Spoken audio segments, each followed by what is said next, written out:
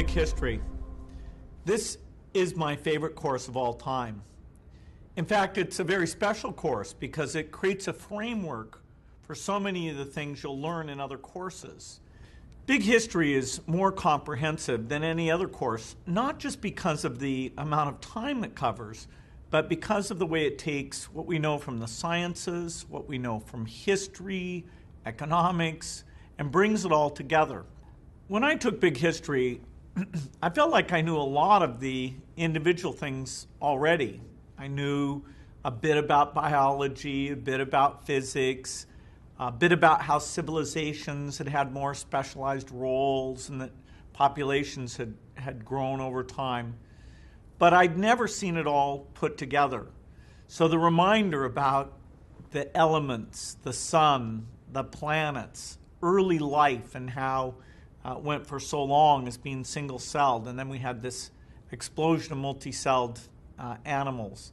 The early human history and what we now know about that, very up to date. And then how, as civilization came along, how it was agriculture, specialized roles, and certain characteristics of the different countries and continents that lead us to the world that we have today. So it put it all together. It made it all made sense. And in fact, it made me feel bad that I hadn't seen a course like this when I was young. I think I would have known a lot more, been able to connect knowledge in ways that I just wasn't able to do. And so I got excited about, hey, this is a course that everybody should get the benefit of. In many ways, what you'll learn from Big History is just the starting point. You'll want to get more in depth on these various knowledge areas, and you'll want to start to form your own ideas.